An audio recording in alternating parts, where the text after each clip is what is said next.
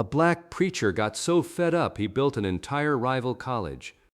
In 1899, the top black Baptist school in Georgia was run from New York, and it kept picking white leaders. After years of promises to add black leaders and no real change, one man walked away. Emmanuel Love bought 235 acres near Macon and started his own school from scratch. He named it Central City College, and its first president was a defector from the very school it rivaled.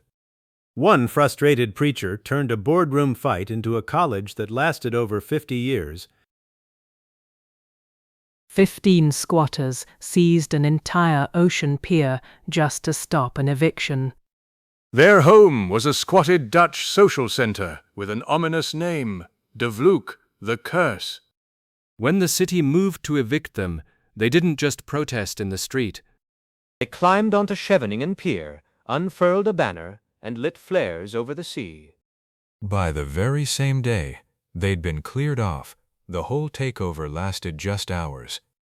They lost the pier and the squat, but that one wild stunt is why the world remembers the curse. A monk, from an order famous for silence, sat down and wrote a song.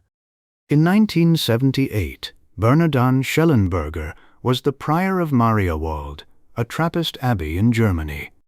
Trappists live a strict, largely silent life devoted to prayer and quiet work. Yet he took an old Parisian melody from 1681 and gave it brand new German words. His hymn is still sung in churches today, decades after the silent monk penned it. One 40-mile strip of land could snap 3 whole countries off NATO's map. It's called the Suwalki Gap, and it's the only land bridge to Estonia, Latvia, and Lithuania. Squeeze it from both sides, and the Baltic states are suddenly an island by land. Strategists call it the modern Fulda Gap, the Cold War's most famous choke point. A gap barely wider than a marathon route, holding a whole alliance together. He caught a fleeing German major with one hand, by the belt. January 1945, the Battle of the Bulge, chaos in the frozen forests of Belgium. A German officer bolted straight through the American lines, trying to escape. One young paratrooper didn't reach for his rifle. He just grabbed the man's belt. That soldier was Terry Sanford, who'd later become a U.S. governor and senator. He went home, a decorated veteran, and his grip on that belt became history.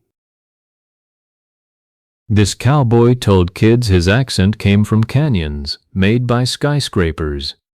For 32 years he hosted a beloved kids show in small-town Iowa. But there was a problem. This Iowa cowboy had a thick Brooklyn accent. So he told the kids the accent came from the canyons of tall city buildings.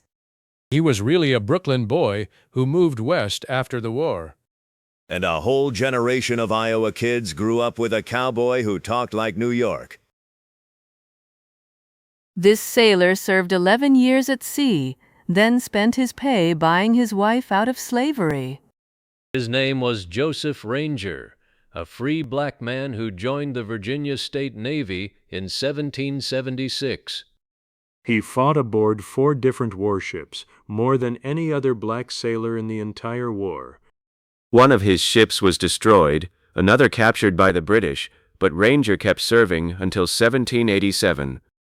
For 11 long years of service, he earned a soldier's pay and 100 acres of land.